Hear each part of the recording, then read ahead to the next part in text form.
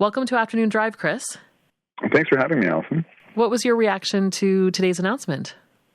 I'm very excited about it. Ontario is growing. The electricity demand is growing, and that's something that's been stable really for the last 30 years, and that's probably the number one reason we haven't built new nuclear. But we're seeing population growth, estimated 1.5 million new homes. We're seeing attracting a lot of business, like the Volkswagen plant, some of the electric vehicle stuff, making steel production carbon-free. These all impose a really big demand on the grid. And so this move towards reliable, essentially carbon-free nuclear electricity is one that myself and my group welcome. Yeah, I'm wondering if we can talk a bit about the idea of long-term storage of nuclear waste. That is, of course, very contentious. If you drive through that area, you see people with little yellow signs saying, like, we don't want this nuclear waste so close to the Great Lakes. What do we know about possible storage here? Well, we're doing a great job storing the waste right now. I've visited those facilities myself. So basically, the waste comes out of the reactor underwater, and it's kept underwater as it cools off for about 5 years, and then it's put in these concrete and steel dry cask containers. So I've seen the spent fuel pools, and I've touched the casks and been in the Costco-sized warehouses where we store the spent fuel of the last 40 years from the world's largest nuclear plant, which is the Bruce Power Plant, where the next large nuclear plant will be sited. What strikes you is how clean and tidy everything is, and really the small amount of waste for 30% of Ontario's electricity for the last 40 years. It's interesting to look at this topic because around the world, in terms of spent nuclear fuel, there's not been a single death or fatality associated with storing something that is quite dangerous. Unshielded nuclear waste fresh out of the reactor is a very, very dangerous substance. But we have a perfect management record. In terms of the long-term options, as you mentioned, one of them is a deep geologic repository that's being discussed and looked at, and there's community consultation underway. I've talked with some of the safety modelers for that project. The site would be almost half a kilometer underground and in rock that's very, very good at isolating water. The maximum dose that someone could theoretically get if everything went wrong there is less than a banana per year in a million years' time from now. So, the nuclear industry, they like to plan and they like to engineer lots and lots of different barriers. But, myself, I'm raising a family here in Ontario close to the Pickering nuclear station. I feel, very safe doing that, and I'm very confident in the waste management side of things. And why do you think the community of Tiverton has been pinpointed for this project? Well, they already operate the Bruce nuclear station, which are 8 large CANDU reactors, which again supply about 30% of the province's electricity. They provided 70% of the electricity required to phase coal off our grid. And, people talk a lot about nuclear safety. One of the things that we don't recognize or we take for granted is that our coal fleet, which used to provide 25% of our electricity, was responsible, as estimated by the Ontario Medical Association, for 1,000 premature deaths every year from air pollution. Toronto used to be the big smoke. We used to have 54 smog days a year. And nuclear was a big contribution to wiping coal off the grid and creating those blue skies. So that's another kind of thing that's important to factor in. But this site is ideal. The community is very familiar with nuclear energy, very supportive of it. 10,000 high-quality jobs in that area, which prior to this was just really fishing and farming.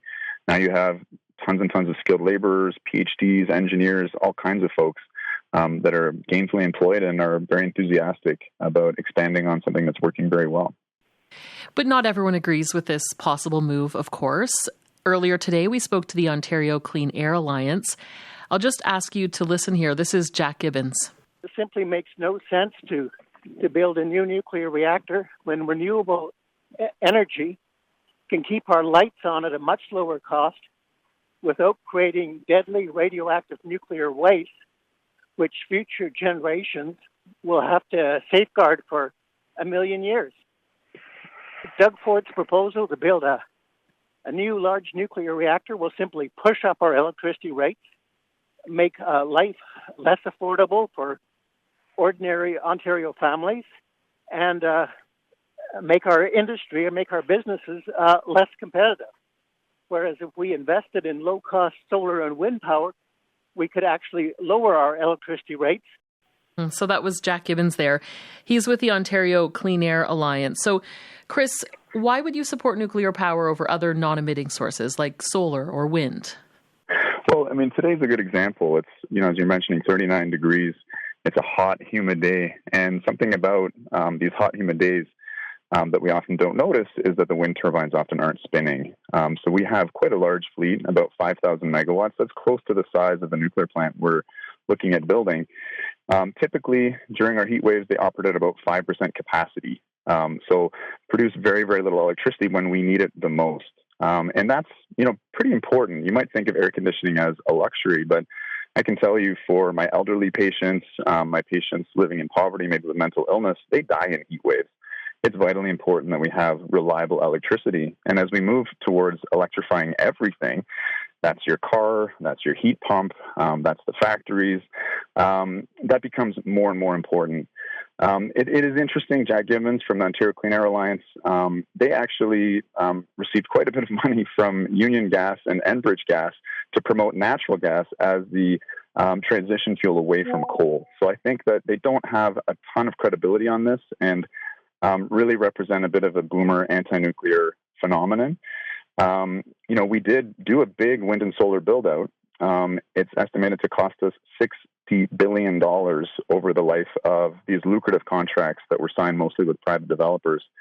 The other alternative, of course, is publicly owned nuclear energy, which is a not-for-profit activity and generates, tens of thousands of jobs here in province. So I think it's a good debate to have, and we should look at what our goals are. And I think we have a lot to be proud of in Ontario. We are one of the lowest carbon electricity grids in the world, and that is due to being 60% nuclear and about 20% hydro. So I think we need to lean into what has worked and what is working, and that's why I'm excited about this announcement. And when you say you're excited, Chris, I'm wondering, why have you taken this position? Why are you a nuclear advocate? It is a strange story. I'm an emergency doctor. I've been involved in activism my whole life, consulting position at Canadian Centre for Victims of Torture. I've worked with refugees, Indigenous populations. When my son was born 5 years ago, I became very alarmed and concerned about climate change and rapidly started looking at solutions. And when I learned that, the coal phase out in Ontario, North America's largest greenhouse gas reduction, was accomplished using nuclear energy for 90% of that power, I was impressed, and I thought I'd look into it further. And it's such a misunderstood technology. I'm a good communicator, I think, and so it's what I've sort of leaned into in the last few years. My group was really instrumental in the decision to life extend and hopefully refurbish the Pickering nuclear station. When you think as an individual what you can do to reduce your carbon emissions, you might think about going vegan, saving a couple tons of CO2 per year, not driving, saving a ton per year. If we save the Pickering nuclear station, that's 7 million tons of CO2 every single year, 7 million transatlantic flights. The Pickering nuclear station produces enough power to charge a fully electrified vehicle fleet here in Ontario. And so that's what's drawn me to this in terms of just being a pragmatist, being an ER physician who practices triage and tries to move the available resources to the greatest benefit. And speaking of benefits, do you benefit financially from this position? No, I do not. No, my sole income is OHIP. Okay. So you just, out of the goodness of your heart, you are a nuclear advocate. It's a strange phenomenon, I'll give you that. But out of the goodness of my heart, I championed a lot of causes throughout my life, and this is where I find myself now. So this is one, it could take years, obviously, an environmental assessment. This is a long process. But what are you going to be looking for as this project moves forward? Well, that's a good point. I mean, we do have an environmental impact process, which is quite lengthy. We're looking at anywhere between 6 and 9 years. And this is a bit of a problem because we're talking about building new nuclear on an existing nuclear site directly adjacent to an existing nuclear plant that has some of the most intense environmental monitoring of any site in North America. In the U.S. with the Inflation Reduction Act and their move to move quickly on building lots of clean energy, they are fast tracking the environmental assessment processes, for example, on former coal sites. We do have a former coal site at Nanticoke, which would be excellent for other large nuclear, and we need more than just these 4 reactors that we'd be likely building at Bruce. But it's true. I mean, the federal government has committed to net zero electricity by 2035.